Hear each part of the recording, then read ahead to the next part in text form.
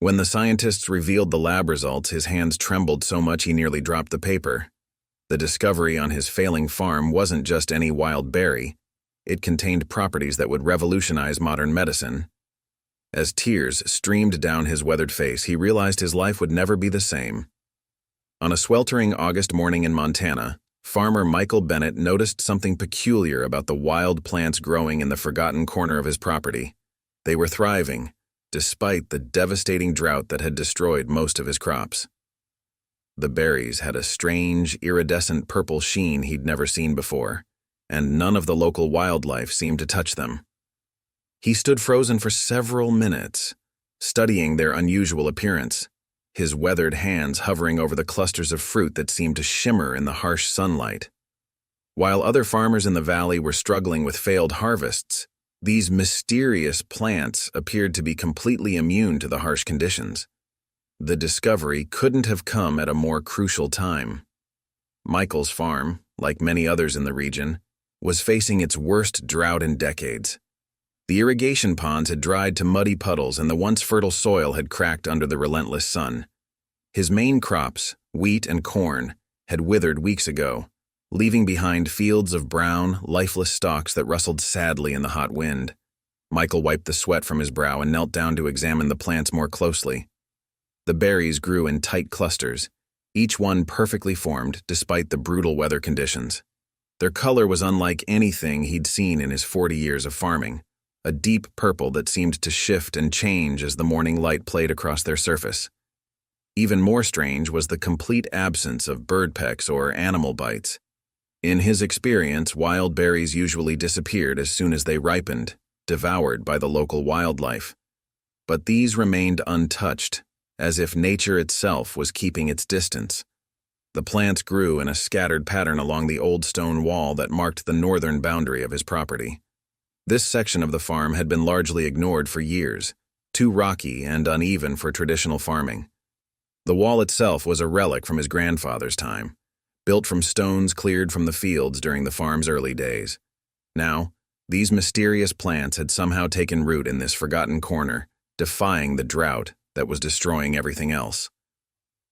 As Michael examined the berries more closely, he noticed other peculiarities. The leaves weren't wilted or brown like every other plant on his farm. They were glossy and vibrant, almost as if they were being watered daily. The stems were unusually thick and sturdy, with a subtle pattern that reminded him of tree bark rather than typical berry bushes. When he gently touched one of the berries, he was surprised to find it cool to the touch, despite the scorching heat. His first instinct was to pick one of the berries, but something made him hesitate. In all his years of farming, he'd learned to be cautious about unknown plants. His grandfather had taught him that lesson early, sharing stories about farmers who'd learned the hard way about toxic wild plants. Instead, he pulled out his phone and began taking pictures, carefully documenting the unusual plants from various angles. The more he looked, the more he realized this wasn't just another wild berry bush. This was something entirely different. The morning sun climbed higher in the cloudless sky as Michael continued his investigation. He estimated there were at least 24 plants scattered along the wall, each one identical in its strange appearance. Some were smaller, possibly younger, while others had grown to impressive sizes, their branches heavy with the mysterious fruit. The drought had left his farm in financial ruins, but these plants might offer a glimmer of hope. If they could thrive in these conditions, they might hold secrets that could help other crops survive similar droughts. Back at his truck, Michael sat in the cab with the air conditioning running, scrolling through the photos he'd taken. The images captured the berries' unusual appearance, but somehow they didn't quite convey the strange feeling he got while standing among the plants. He couldn't shake the sense that he'd stumbled upon something significant. His mind raced with possibilities. Could these plants be a new species? Were they some kind of mutation? Or had they somehow been deliberately planted here, perhaps by his grandfather or even earlier generations?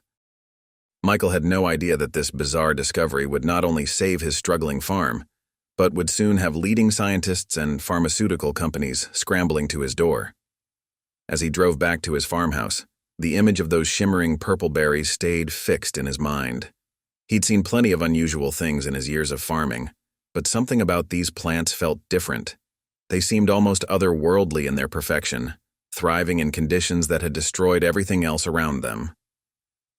That evening, as the sun set over his drought-stricken fields, Michael made a decision that would change his life forever. He would need to find out exactly what these mysterious plants were. Tomorrow, he would contact the Agricultural Extension Office at the State University.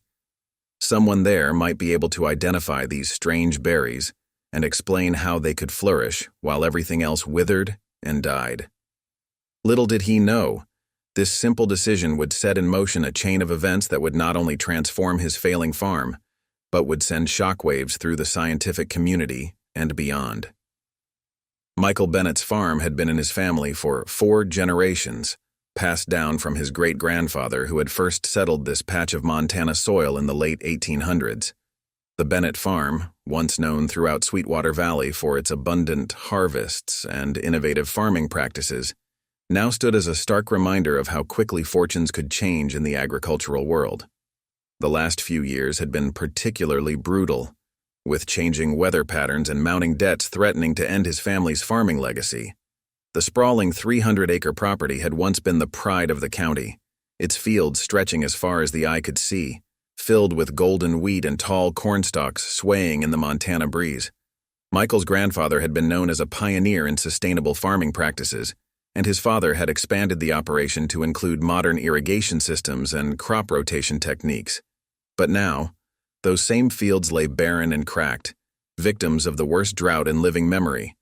The financial strain was becoming unbearable. Each morning, Michael would sit at his kitchen table, surrounded by stacks of bills and bank notices, trying to figure out how to keep the farm afloat for just one more season. The mortgage payments were 3 months behind, and the bank had started sending increasingly stern warnings about foreclosure. The last letter, marked final notice in bold red letters, had arrived just yesterday, giving him 30 days to make good on his payments or face losing everything. His wife, Sarah, who taught at the local elementary school, had been picking up extra shifts tutoring just to help make ends meet. Their 2 teenage children, Emma and Jacob, had given up their summer plans to help on the farm, trying to save money that would normally go to hired hands. The sight of his family sacrificing so much only added to the weight Michael carried on his shoulders. This wasn't the legacy he had wanted to pass down to his children, a failing farm and mounting debt. The drought had been merciless, lasting far longer than anyone had predicted. The local weather station had recorded less than an inch of rain in the past 6 months, and the long-range forecast offered no hope of relief. The irrigation ponds, which had never run dry in his father's time, were now nothing more than dusty depressions in the earth. The well that supplied their household water was starting to show signs of strain, producing less water each week and making ominous groaning sounds that kept Michael awake at night. Other farmers in the valley were facing similar struggles. The Miller farm down the road had already gone under, sold at auction to a large agricultural corporation. The Thompsons, who had farmed the next property over for 3 generations, had switched to raising cattle, only to find that the parched pastures couldn't support their herds. Every local farmers market and co-op meeting was filled with the same worried conversations about debt, drought, and the uncertain future of family farming. Michael had tried everything he could think of to save his farm.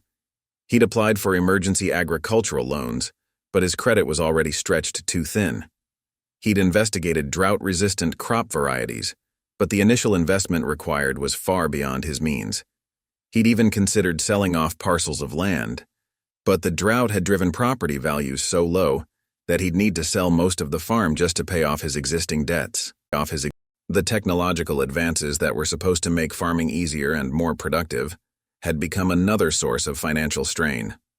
The expensive GPS-guided tractor he'd bought 5 years ago when times were better now sat idle in the barn, its monthly payments eating away at what little income the farm still generated. The solar-powered irrigation systems he'd installed, hoping to cut energy costs, hadn't paid for themselves yet, and now stood useless without water to pump. Looking out his kitchen window at the withered fields, Michael could trace the history of his family's hard work in every fence line and hedgerow. The old oak tree where his grandfather had built a tire swing still stood, though its leaves were brown and sparse this year. The red barn, its paint fading and peeling, had been raised by his father and uncles in a community barn raising that had become local legend. Every inch of this land held memories and stories of the Bennett family's perseverance through hard times. But this drought felt different. It wasn't just a bad season that they could weather with careful planning and hard work. This was a fundamental shift that threatened everything they had built. The local agricultural extension agent had started talking about climate change and permanent alterations to growing zones, terms that made Michael's stomach knot with worry about the future. The discovery of those strange purple berries growing along the old stone wall had come at a moment when hope was running as dry as the irrigation ponds. Michael hadn't told his family about them yet. He didn't want to raise false hopes until he knew more about what they were. But as he watched his children doing their homework at the kitchen table, their faces showing the strain of trying to act grown up in the face of their family's struggles, he couldn't help but wonder if those mysterious plants might offer some kind of solution. That evening, after the kids had gone to bed, Michael finally shared the discovery with Sarah. She listened intently as he described the unusual berries and their inexplicable ability to thrive in the drought conditions. "I know it sounds crazy," he concluded, "but I've never seen anything like them. They're growing in soil that's so dry it's like powder, but they look like they're being pampered in a greenhouse." Sarah, ever practical, suggested contacting Dr. Eleanor Rodriguez at the State University's Agricultural Research Center. "She's been working on drought-resistant crops," Sarah explained. "If nothing else, she might be able to tell us what these plants are." Michael nodded, making a mental note to call first thing in the morning. What he didn't know was that this simple phone call would set in motion a series of events that would transform not just his farm, but potentially the future of agriculture itself. The next morning, Michael sat in his dusty home office, staring at the phone number for Dr. Rodriguez that Sarah had given him. He'd spent half the night researching unusual berry varieties on the internet, but nothing he found matched the strange plants growing on his property. His finger hovered over the call button as doubt crept into his mind. Would a university scientist even take him seriously? He was just a farmer with a strange story about purple berries that seemed too good to be true. Finally, taking a deep breath, he made the call. To his surprise, Dr. Eleanor Rodriguez answered on the second ring. Her voice was warm and enthusiastic, even at this early hour. As Michael described his discovery, trying to sound as rational as possible, he could hear her interest growing. When he mentioned the berries' unusual color and their ability to thrive in the drought conditions, she interrupted him mid-sentence. "Mr. Bennett, do you have any photos of these plants?" she asked, her tone suddenly more urgent. Michael confirmed that he did, and within minutes he had emailed her the pictures he'd taken the day before. The silence on the other end of the line as she examined them seemed to stretch forever. When she finally spoke again, her voice had changed. There was an excitement there that made Michael's heart race. "I need to see these plants in person," she said firmly. "What you're describing, well, let's just say it's highly unusual. I can be there tomorrow morning if that works for you." The speed of her response caught Michael off guard. He'd expected to be politely dismissed or, at best, told to send samples through some official channels. Instead, a leading agricultural scientist was willing to drop everything and drive across the state to look at his discovery. That evening, Michael found himself, back at the stone wall, examining the plants more closely. The setting sun cast long shadows across the drought-ravaged field, but the mysterious berries seemed to glow with their own inner light. He noticed details he'd missed before, the way the leaves arranged themselves in an unusual pattern, how the branches seemed to reach toward the sky in perfect symmetry. The more he looked, the more he realized just how different these plants were from anything he'd ever seen in his decades of farming. A decision weighed heavily on his mind. If these plants proved to be something significant, it could mean salvation for his farm. But there was also risk involved. What if they were invasive species that could cause problems? What if someone else claimed ownership of the discovery? The legal implications alone made his head spin. And then there was the question of whether to harvest any of the berries before Dr. Rodriguez arrived. Sarah found him still standing there as darkness fell. She wrapped her arms around his waist and leaned her head against his shoulder. "What are you thinking?" she asked softly. Michael sighed. gathering his thoughts. "I'm thinking about Dad," he replied. "Remember how he always used to say that sometimes the best crop is the one you didn't plant?" Sarah nodded against his shoulder.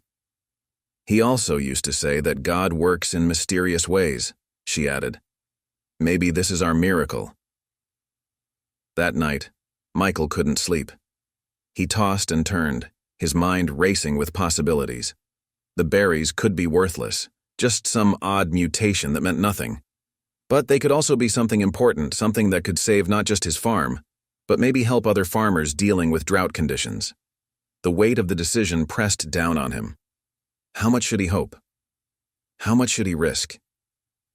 He got up before dawn the next morning, unable to stay in bed any longer. As he walked the familiar path to the stone wall, the first hints of sunrise were just beginning to color the eastern sky. The air was already warm, promising another scorching day. But this morning felt different. There was a sense of possibility that had been missing from the farm for far too long. Michael began preparing for Dr. Rodriguez's visit, clearing a path to the berry plants and marking their locations with small flags. As he worked, he noticed something he hadn't seen before: tiny seedlings sprouting near some of the mature plants. Despite the bone-dry soil, new life was emerging. It was as if these plants operated under different natural laws than everything else on his farm. The discovery of the seedlings added another layer to his growing excitement and concern. If these plants could reproduce in these conditions, they might be even more remarkable than he'd initially thought. But it also meant that whatever he decided to do, he needed to act quickly. Nature wasn't going to wait for him to make up his mind. Around mid-morning, his son Jacob came out to help him prepare for the scientist's visit. As they worked together, Michael found himself studying his son's face, seeing the same mix of hope and worry that he felt reflected in those young eyes. Jacob had grown up on this farm, learned to walk in these fields, dreamed of taking over someday. Now at 16, he was old enough to understand the precarious situation they were in. "Dad," Jacob said suddenly, pausing in his work, "what if these berries really are something special? What if they could save the farm?" The question hung in the air between them, heavy with possibility. Michael put his hand on his son's shoulder, choosing his words carefully. "Then we'll do whatever it takes to make sure we handle it right," he replied. "But first, we need to know exactly what we're dealing with." As the morning wore on, more family members joined them. Emma came out with a camera, carefully photographing each plant from multiple angles. Sarah brought water and sandwiches, setting up a small table in the shade of an old maple tree. Even Michael's elderly father, Robert, made his way out to the field, leaning heavily on his cane but insistent on seeing these mysterious plants for himself. Looking at his family gathered there, Michael felt the full weight of his responsibility. This wasn't just about saving a farm, it was about preserving a legacy, protecting a way of life that had sustained 4 generations of Bennetts.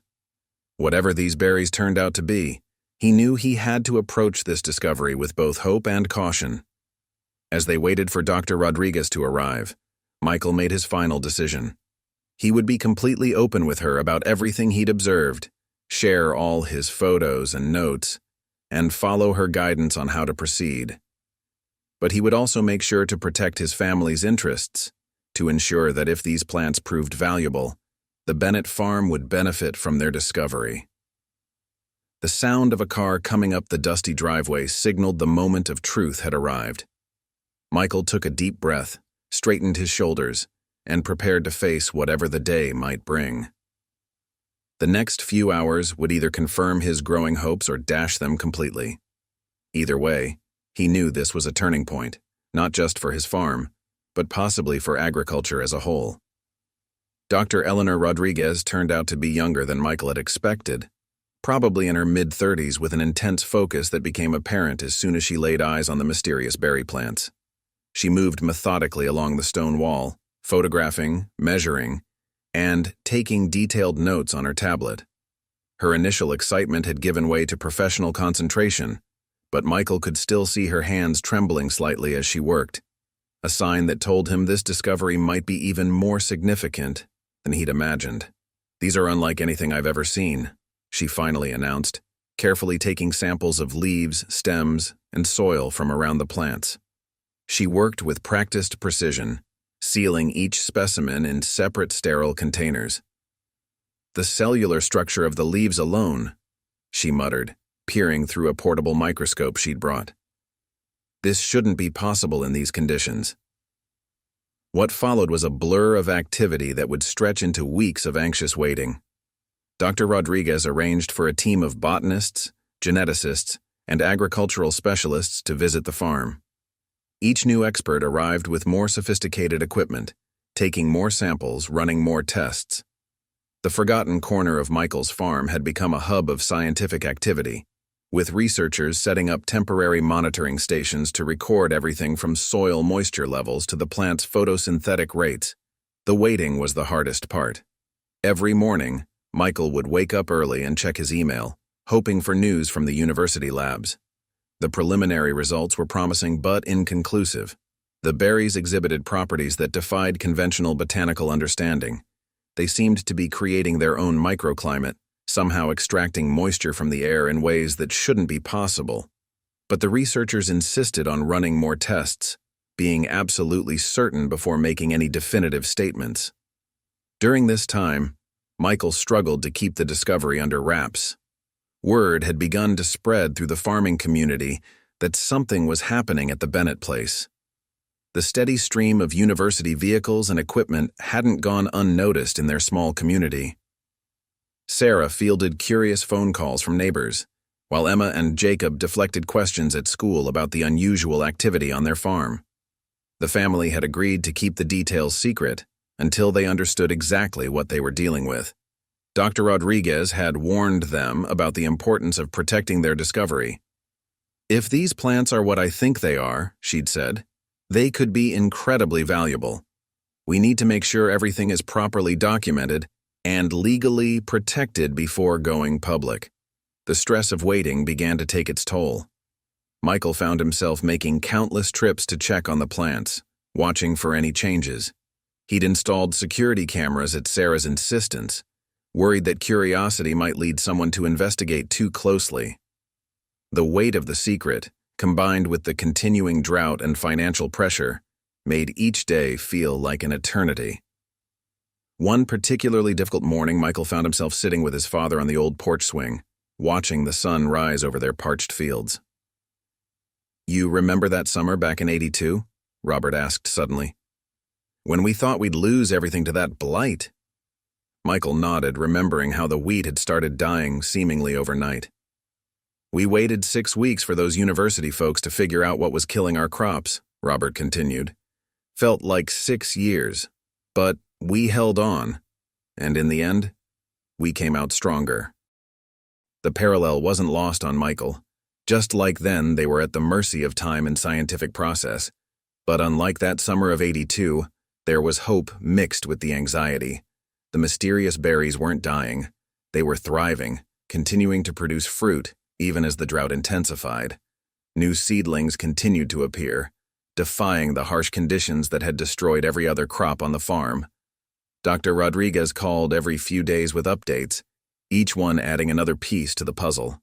The berries contained compounds never before documented in any known plant species. Their ability to survive in extreme drought conditions appeared to be linked to a unique cellular structure that could fundamentally change our understanding of plant adaptation. But still, they needed more time, more tests, more verification. Sarah suggested starting a journal to document everything while they waited. It gave Michael something concrete to focus on, and he found himself filling pages with observations about the plants, how they seemed to grow more vigorous as the days passed, how the berries maintained their strange, iridescent purple color even after being picked, how the air around them felt somehow different, more alive. The children handled the waiting period in their own ways. Jacob threw himself into researching botanical genetics, spending hours online learning about plant species and mutation rates. Emma, artistic by nature, filled sketchbooks with detailed drawings of the berries and plants, capturing subtle changes in their appearance over time. Their enthusiasm helped balance Michael's growing impatience with the slow pace of scientific investigation. As weeks stretched into a month, The financial pressure continued to mount. The bank's deadline loomed closer, and Michael had to make several uncomfortable calls requesting extensions. He couldn't tell them the real reason he needed more time: that potentially revolutionary plants were growing on his property, plants that might not only save his farm, but could transform agriculture in drought-stricken regions worldwide. The waiting period also brought unexpected moments of family bonding. In the evenings, they would gather around the kitchen table, sharing theories about where the plants had come from. Sarah suggested they might be a long-dormant species, awakened by the changing climate. Jacob wondered if they were the result of some forgotten agricultural experiment from his great-grandfather's time. Emma thought they might be an entirely new species, evolved to survive in the increasingly harsh conditions. One evening, as they sat discussing the latest update from Dr. Rodriguez, Michael realized something important. While the waiting was difficult, it had given their family something they'd been missing during the hard years of drought: hope. For the first time in too long, they were making plans for the future, imagining possibilities beyond mere survival. The discovery had also attracted attention from unexpected quarters. Dr. Rodriguez mentioned that several agricultural companies had expressed interest in the preliminary findings, though she was careful to keep the specifics confidential. Seed companies, biotechnology firms, and agricultural research institutions were all quietly watching the developments on the Bennett farm, waiting to see what secrets these mysterious berries might reveal. As the sun set on another day of waiting, Michael stood by the stone wall, watching the berries shimmer in the fading light. Tomorrow might bring the breakthrough they were waiting for, or another day of questions and tests. But for now, he had to trust in the process, in the careful work of the scientists, and in the strange twist of fate that had brought these remarkable plants into their lives. Just when it seemed like everything was moving in a positive direction, disaster struck the Bennett farm. One morning, Michael woke up to find several of the security cameras had gone dark overnight. His heart racing, he rushed to the stone wall before the sun had fully risen. What he found there made his blood run cold. 3 of the largest berry plants had been dug up and stolen, leaving only ragged holes in the drought-hardened earth. The theft hit the family like a physical blow. Sarah immediately called Dr. Rodriguez while Michael contacted the local police. But he knew in his heart that by the time law enforcement arrived, the stolen plants would be long gone. The remaining plants seemed to mock him with their purple sheen, reminding him of everything that could be lost through this security breach, But the theft was just the beginning of their problems. Within hours of reporting the incident, Michael's phone began ringing with calls from unknown numbers. Word had somehow leaked about the discovery, and suddenly journalists were appearing at the end of his driveway, their cameras trained on the farm. Agricultural companies began making unsolicited offers, their lawyers sending dozens of emails with proposals and contracts.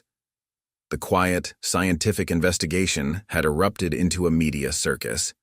The pressure began taking a serious toll on Michael's health.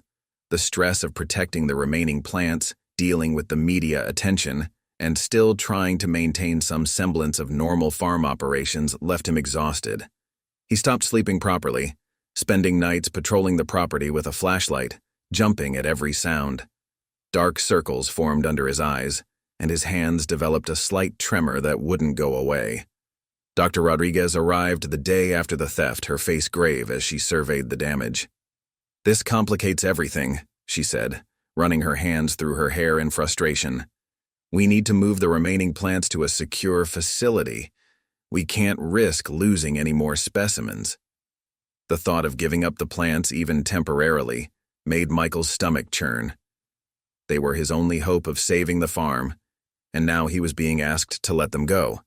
The situation deteriorated further when a multinational agricultural corporation, Agritech Solutions, announced they had filed a patent claim related to drought-resistant berry plants. They didn't specifically mention the Bennett farm, but the timing couldn't be coincidental.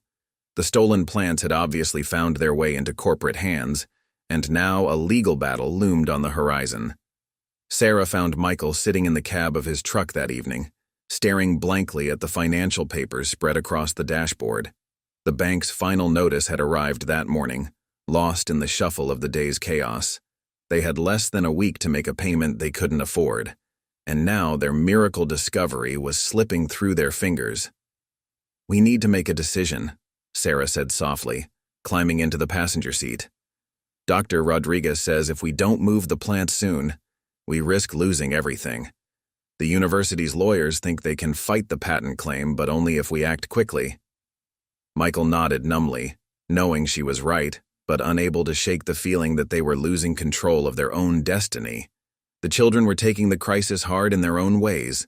Jacob had become withdrawn, spending hours researching agricultural patent law on his laptop, trying to find some legal precedent that might help their case. Emma had stopped drawing altogether, her sketchbooks abandoned as she struggled to process the theft of the plants she'd documented so carefully. The local farming community rallied around them, organizing volunteer patrols to watch the property, and setting up a social media campaign to counter the corporate narrative being spun by Agritech's PR team. But their support, while heartening, couldn't address the fundamental problem. Time was running out on multiple fronts. Michael's father, Robert, despite his failing health, insisted on helping with the nightly patrols. One evening, as they walked the perimeter together, he turned to Michael with tears in his eyes. "I remember when my father told me about finding this land," he said, his voice rough with emotion. "He said he knew it was special the moment he saw it. Maybe this is why. Maybe those berries have been waiting all this time for the right moment." The crisis reached a breaking point when Michael discovered that someone had been tampering with the scientific monitoring equipment.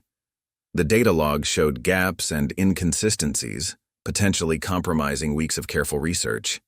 Dr. Rodriguez was devastated. Without reliable data, their ability to understand and protect the plants was severely hampered. The stress finally caught up with Michael one afternoon as he was checking the irrigation system. A wave of dizziness swept over him, and he found himself sitting suddenly in the dust, his heart racing and his vision blurring at the edges. Sarah found him there an hour later, still trying to catch his breath, and insisted on calling their family doctor. The doctor's verdict was clear. If Michael didn't find a way to reduce his stress levels, he was headed for a serious health crisis. But how could he step back when everything he'd worked for his entire life was hanging by a thread? The farm, the mysterious berries, his family's future. It all seemed to be slipping away despite his best efforts to hold it together. That night, as the family gathered for dinner, the weight of their situation hung heavy in the air. The table that had recently been filled with excited discussions about the future was now silent, each person lost in their own worried thoughts. The half-empty plate of regular store-bought berries seemed to emphasize everything they stood to lose. Just when it seemed things couldn't get worse, Michael received an urgent call from Dr. Rodriguez. The preliminary patent review had been expedited, and Agritech's claim was moving forward faster than anyone had anticipated. They needed to make a decision about moving the remaining plants to the university's secure facility immediately, or risk losing all legal claim to the discovery. As Michael hung up the phone, he felt the full weight of the crisis crushing down on him. The farm he'd inherited from his father, the legacy he'd hoped to pass on to his children, the miraculous discovery that had promised to save everything, it was all balanced on a knife's edge. One wrong move now could cost them everything. Just when it seemed like all hope was lost, help arrived from an unexpected source. Dr. Lisa Chen, a world-renowned plant geneticist who had been following Dr. Rodriguez's research from afar, showed up unannounced at the Bennett farm early one morning. She hadn't come alone. With her was James Harper, one of the country's top agricultural rights attorneys, and Dr. Marcus Thompson, a leading expert in patent law for botanical discoveries. "We've been watching what's happening here," Dr. Chen explained as they sat around the Bennett's kitchen table. "What Agritech is trying to do isn't just wrong, it's dangerous for the future of agricultural research. We can't let corporate interests hijack a discovery of this magnitude." The conviction in her voice gave Michael his first glimmer of hope in days. James Harper spread a stack of legal documents across the table, his experienced eyes scanning through the patent claims filed by Agritech. "They're overreaching," he said, marking passages with a yellow highlighter. "Their patent application is based on incomplete data, probably from the stolen plants. More importantly, we have documentation proving the original discovery was made here, on your property. He looked up at Michael with a confident smile. This is a fight we can win. The support didn't stop there. Word of the Bennett situation had spread through academic circles, and soon a coalition of universities and research institutions began pledging their support. They offered not just legal assistance, but also the resources to properly secure and study the remaining plants. Dr. Thompson explained how they could establish a legal trust that would protect the Bennett's rights while allowing for scientific research to continue. Sarah, who had been quietly working her own connections through the local school system, had managed to rally community support as well. Local farmers organized a continuous watch rotation, ensuring the remaining plants were protected around the clock. The local police department increased their patrols, and several security companies offered to donate additional cameras and monitoring equipment. The tide began to turn when Dr. Chen's preliminary analysis of the plants revealed something extraordinary. The berries didn't just survive in drought conditions, they actually helped rehabilitate the soil around them. The root systems were producing compounds that could potentially reverse desertification. This discovery transformed the narrative from a simple patent dispute into a story about potential global impact. Media attention shifted as well. Instead of sensational headlines about stolen plants and corporate espionage, journalists began focusing on the human story, a family farm's fight to protect a discovery that could help address world hunger and climate change. Local news stations ran features on the community's efforts to protect the Bennett farm, and national publications began picking up the story. Michael's health began to improve as the support network grew stronger. With others sharing the burden, he finally managed to get some proper rest. The tremor in his hands subsided, and some of the tension left his shoulders. Sarah noticed the change in him, commenting one evening that he was starting to look like himself again. The children found new purpose in the midst of the crisis. Jacob's research into agricultural law proved valuable to the legal team, who were impressed by his thorough documentation. Emma's detailed drawings of the plants became important evidence, helping to establish a timeline of the discovery and development of the unique berries. Their contributions reminded Michael that the farm's legacy was about more than just land and crops. It was about family working together to overcome challenges. Dr. Rodriguez, who had been devastated by the theft and subsequent chaos, found renewed energy working with Dr. Chen. The two scientists complemented each other perfectly. Rodriguez's careful methodology balanced by Chen's innovative thinking. Together, they began developing a comprehensive research plan that would protect both the scientific and agricultural potential of the discovery. The local agricultural extension office stepped up as well, offering their resources and expertise. They helped coordinate with other farms in the region to create a buffer zone around the Bennett property, making it harder for anyone to approach the plants without being noticed.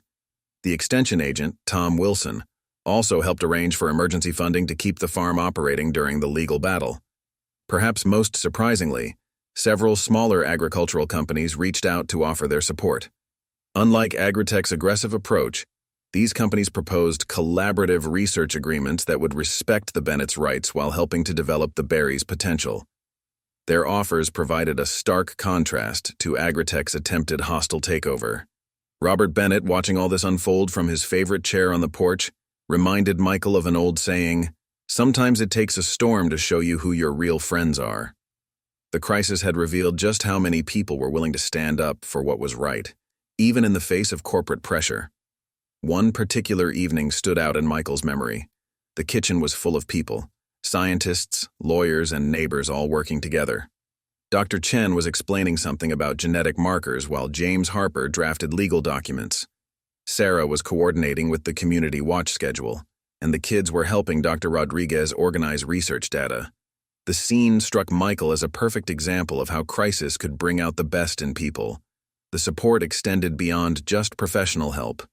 Neighbors brought meals, knowing the family was overwhelmed with everything happening. Local businesses offered their services free of charge. Even the bank, impressed by the coalition of support forming around the farm, agreed to extend their deadline. The community's response reminded Michael of old-fashioned barn raisings, where everyone came together to help a neighbor in need. As the sun set on another busy day, Michael stood by the stone wall, looking at the remaining berry plants. They seemed different now, not just a source of worry and stress, but a symbol of hope and community resilience. The crisis wasn't over, but for the first time since the theft, he felt confident about the future. With so many people working together, they had a real chance of protecting both the discovery and the farm. The first real breakthrough came on a Tuesday morning, exactly 6 weeks after Dr. Chen had joined their cause. Michael was in the field with Dr. Rodriguez when her tablet chimed with an incoming video call from the university laboratory. The preliminary genetic sequencing results were in, and what they revealed was nothing short of revolutionary. Viewer engagement break. Before we continue with this incredible discovery, please take a moment to like this video and subscribe to our channel. Your support helps us bring more amazing true stories like this one.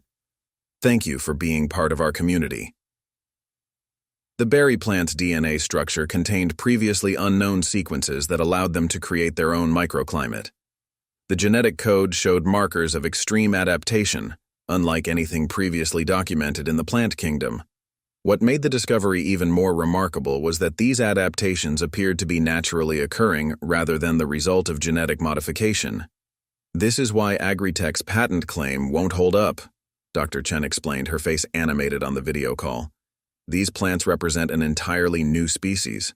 More importantly, they're demonstrating capabilities that could revolutionize agriculture in drought-prone regions.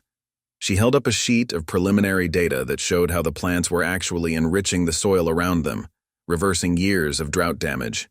The implications were staggering. Not only were the berries drought-resistant, but they were actively rehabilitating the ecosystem around them. Soil samples taken from around the plants showed increasing moisture content and the return of beneficial microorganisms that had long since disappeared from the parched earth. It was as if the plants were healing the land itself. Dr. Rodriguez quickly organized a controlled experiment.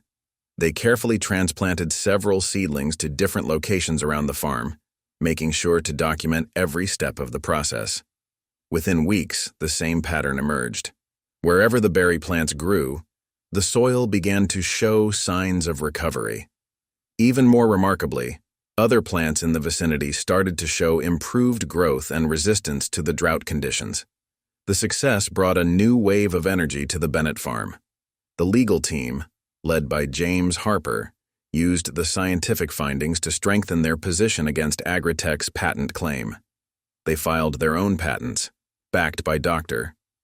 Chen's research team's comprehensive documentation of the plant's unique properties. The university's legal department joined forces with them, adding their considerable resources to the fight. Sarah noticed the first signs of change in their regular crops. The wheat planted near the berry plants was growing stronger and taller than anywhere else in the fields. Soil moisture tests confirmed what they were seeing. The berry plants were somehow helping to retain water in the soil, creating micro-oases in the desert-like conditions. The children's contributions continued to prove valuable. Jacob's meticulous documentation of the plant's effects on nearby vegetation helped the scientific team track the extent of their influence. Emma's artistic skills were put to use creating detailed scientific illustrations for the research papers being prepared for publication. Their involvement gave them a front-row seat to cutting-edge agricultural science in action.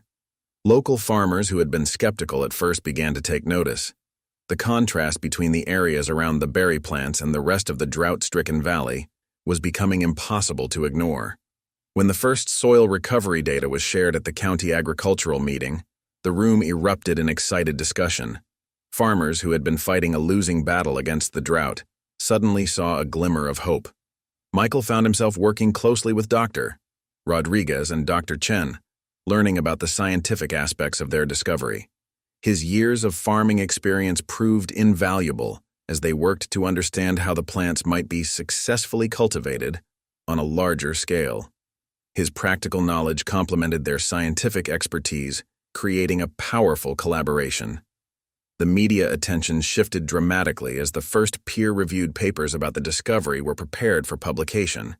Instead of focusing on the corporate dispute, journalists began reporting on the potential global impact of the plants. Stories about the miracle berries and their soil-rejuvenating properties started appearing in major scientific journals and news outlets. One particular breakthrough caught everyone by surprise. Dr. Chen's team discovered that the berries themselves contained compounds that could help other plants develop similar drought-resistant properties. It wasn't just the plants that were special.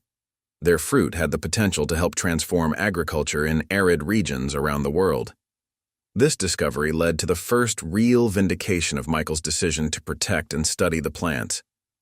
Agricultural research institutions from around the world began reaching out, offering to collaborate on further research. The university's legal team used this international interest to further strengthen their position against Agritech's patent claim.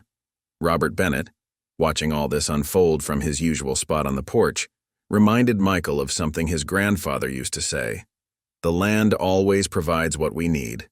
We just have to be patient enough to discover it."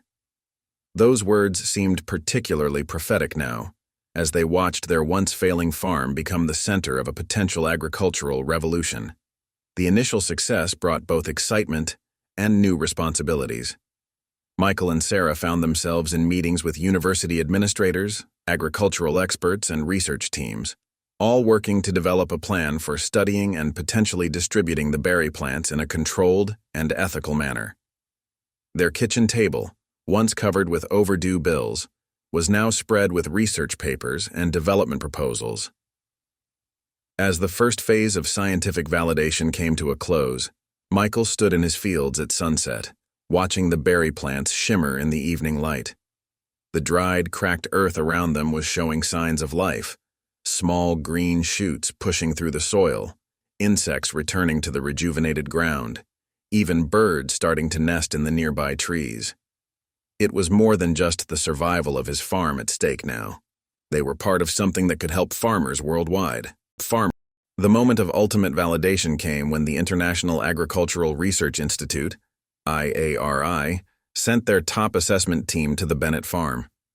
Led by Dr. Yuki Tanaka, a globally recognized expert in drought-resistant crops, the team arrived with state-of-the-art equipment and decades of combined experience in analyzing botanical discoveries. Dr. Tanaka's initial skepticism was evident as she reviewed the preliminary data. Having spent her career evaluating claims of agricultural breakthroughs, she had learned to temper expectations. However, her demeanor changed dramatically after her first day of testing. "In 30 years of research," she announced during the evening briefing, "I have never seen anything like this." The IARI team's comprehensive analysis confirmed what Dr. Chen and Dr. Rodriguez had discovered, but went even further. Their sophisticated testing equipment revealed that the berries contained compounds that could revolutionize how plants adapt to climate change. The genetic structure of the plants wasn't just unique, it represented an entirely new category of adaptive capabilities. These plants, Dr. Tanaka explained, pointing to her complex charts and data displays, are not just surviving in drought conditions, they're actively creating sustainable ecosystems. The implications for combating desertification alone are staggering. Her team's report documented how the plants were producing previously unknown biochemical compounds that could fundamentally change soil chemistry. The validation process also revealed something unexpected. Soil samples from around the original plants showed signs of rapid regeneration, with microorganism populations returning to levels not seen since before the drought. More remarkably, these beneficial changes were spreading beyond the immediate vicinity of the berry plants, creating expanding zones of rejuvenated soil. Michael watched in amazement as the IARI team mapped the spread of soil improvement across his property. Using advanced imaging technology, they created 3D models showing how the plants were gradually transforming the parched earth into fertile ground. The visual evidence was undeniable. His farm was literally coming back to life. Sarah found herself deeply involved in documenting the human side of the discovery. The IARI team was particularly interested in the history of the farm and how the berry plants had been discovered. Her detailed records and observations provided valuable context for understanding how the plants had remained undiscovered for so long. The children's contributions continued to prove valuable during the validation process. Jacob's technical understanding helped him assist the research team with their data collection, while Emma's artistic documentation provided important visual references for tracking changes in the plants and surrounding environment over time. Dr. Tanaka's team also confirmed another crucial finding: the berries were completely safe for human consumption. Their analysis showed that not only were the berries non-toxic, but they also contained an extraordinarily high concentration of antioxidants and other beneficial compounds. This discovery opened up entirely new possibilities for both agricultural and nutritional applications. The international attention brought by the IARI's involvement led to a series of virtual conferences where experts from around the world could examine the data and discuss the implications. Michael found himself participating in video calls with scientists from every continent, each bringing their own perspective on how these plants could help address local agricultural challenges. Robert Bennett's pride was evident as he watched the farm buzzing with scientific activity. "Your grandfather would have loved this," he told Michael one evening. "He always said this land had secrets to share with those who paid attention." The validation of their discovery seemed to energize the elderly man, who spent hours sharing his historical knowledge of the farm with the research teams. The expert confirmation also dealt a severe blow to Agritech's patent claims. The IRI's report clearly demonstrated that the plant's properties were far beyond anything claimed in Agritech's hasty patent filing. James Harper, their attorney, was confident that this independent validation would effectively end the legal challenge. As news of the IARI's findings spread, the Bennett farm began receiving visits from environmental scientists interested in the broader ecological implications of the discovery. The plant's ability to regenerate soil had potential applications far beyond agriculture, possibly offering solutions for ecosystem restoration and environmental rehabilitation. The validation process culminated in a comprehensive report that would be published in several prestigious scientific journals. The report not only confirmed the unique properties of the berry plants, but also established a framework for studying and potentially replicating their beneficial effects. The Bennett farm was positioned to become a long-term research site for studying natural drought resistance and soil regeneration. The publication of the IARI's findings triggered an unprecedented wave of professional interest in the Bennett farm's discovery. Instead of aggressive corporate takeover attempts, legitimate organizations began approaching with collaborative proposals that respected the family's rights and the scientific significance of their discovery. The United Nations Food and Agriculture Organization, FAO, was among the first major institutions to reach out. They saw the potential of the berry plants to address food security issues in drought-prone regions around the world. Their representatives arrived with a comprehensive proposal for a global research initiative, with the Bennett farm serving as the primary research hub. "What you've discovered here," the FAO's lead representative explained during their presentation, "could help millions of people in areas affected by climate change and desertification." The organization proposed a partnership that would include substantial funding for research and development, while ensuring the Bennett family maintained control over their discovery. Several prestigious universities joined forces to create a special research consortium dedicated to studying the plants. Harvard, MIT, and Stanford pledged significant resources, proposing to build a state-of-the-art research facility right on the Bennett property. The consortium's offer included full scholarships for both Jacob and Emma, recognizing their contributions to the discovery and development of the plants. Environmental organizations also took notice. The World Wildlife Fund proposed a partnership to study how the plants could be used to restore damaged ecosystems. Their scientists were particularly interested in how the berries' soil-regenerating properties could help rebuild habitats destroyed by climate change and human activity. Dr. Rodriguez and Dr. Chen found themselves at the center of a growing network of scientific collaboration. Research teams from around the world sent proposals for joint studies, each focusing on different aspects of the plant's remarkable properties. The farm's modest research facility was quickly becoming inadequate for the scale of scientific interest. The professional attention brought unexpected opportunities for the local community as well. The university's presence would create jobs, and the research facility would need support staff. Local farmers were offered training to participate in expanded growing trials, and the Agricultural Extension Office began developing educational programs around the discovery. Michael and Sarah found themselves in deep discussions about how to manage this sudden influx of interest while staying true to their values. They wanted to ensure that their discovery would benefit those who needed it most, not just those who could afford to pay.